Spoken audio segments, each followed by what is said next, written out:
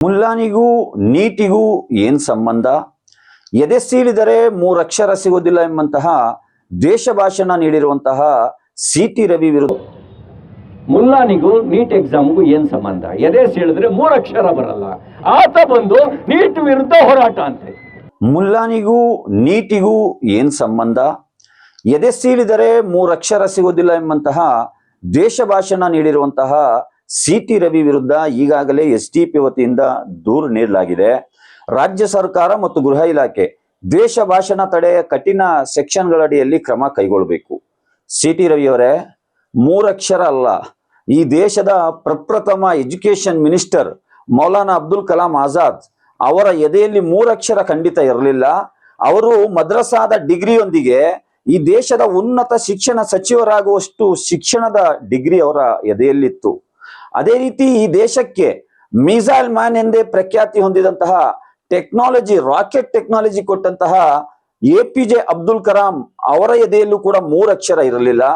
ಅದೇ ರೀತಿ ಈ ದೇಶಕ್ಕೆ ಹಲವಾರು ಕೊಡುಗೆಗಳನ್ನು ನೀಡುವಂತಹ ಸಾವಿರಾರು ಮುಸ್ಲಿಂ ವಿದ್ವಾಂಸರ, ಮುಸ್ಲಿಂ ವಿಜ್ಞಾನಿಗಳ ಹೆಸರನ್ನ ಹೇಳಬಲ್ಲೆ ನಾನು.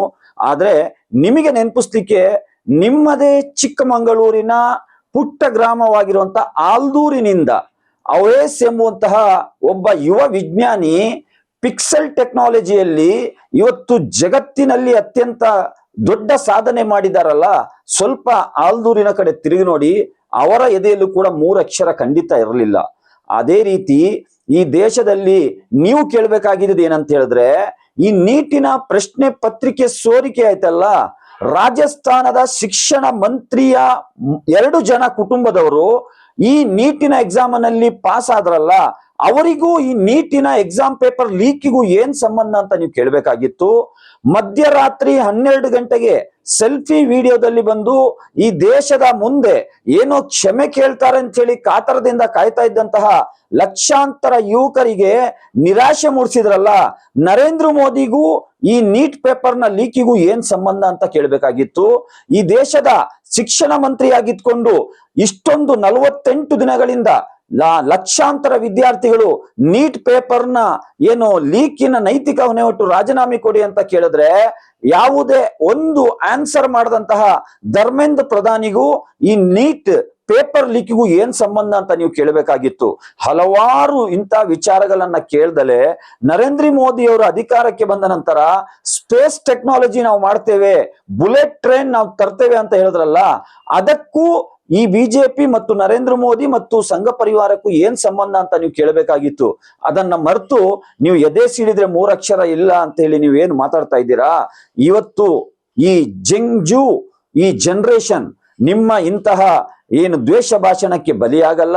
ಇವತ್ತು ಕಾಶ್ಮೀರದಿಂದ ಕನ್ಯಾಕುಮಾರಿವರೆಗೆ ಎಲ್ಲ ಯುವಕರು ಇವತ್ತು ಅವರ ಭವಿಷ್ಯದ ಮೇಲೆ ಏನು ಗದಾಪ್ರಹಾರ ನಡೆಸ್ತಾ ಇದೆ ಈ ಒಕ್ಕೂಟ ಸರ್ಕಾರ, ಅದರ ವಿರುದ್ಧ ಜಾಗೃತಗೊಂಡಿದ್ದಾರೆ. ಇಂತಹ ದ್ವೇಷ ಭಾಷಣಗಳಿಗೆ ಇಲ್ಲಿ ಜಾಗ ಸಿಗೋದಿಲ್ಲ. ನಿಮ್ಮ ಬೇಳೆ ಇನ್ನು ಬೇಯಲ್ಲ.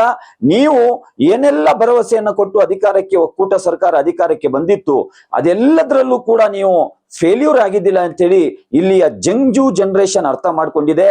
ಹಾಗಾಗಿ ಇಂತಹ ದ್ವೇಷ ಭಾಷಣಗಳನ್ನ ಕೊಡೋದನ್ನ ನಿಲ್ಲಿಸಿ, ಕನಿಷ್ಠ ನಿಮ್ಮ ಒಕ್ಕೂಟ ಸರ್ಕಾರದ ಏನು ಎಜುಕೇಶನ್ ಮಿನಿಸ್ಟ್ರಿಗೆ ಕಿವಿ ಹಿಂಡಿ ರಾಜೀನಾಮೆಯನ್ನು ಕೊಡ್ಲಿಕ್ಕಾದ್ರೂ ಹೇಳಿ. ಅದನ್ನ ಬಿಟ್ಟು ಈ ನೀಟಿಗೂ ಮುಲ್ಲಾನಿಗೂ ಏನ್ ಸಂಬಂಧ ಅಂತೇಳಿ ಭಾಷಣ ಮಾಡ್ಲಿಕ್ಕೆ ನೀವು ಬಂದು ಈ ಭಾಷಣ ಮಾಡಿದ್ರೆ ಯಾರು ನಿಮ್ಮ ಮಾತಿಗೆ ಮರಳಾಗಲ್ಲ ಅಂತ ಈ ಸಂದರ್ಭದಲ್ಲಿ ನಾನು ಹೇಳಲಿಕ್ಕೆ ಬಯಸ್ತೇನೆ.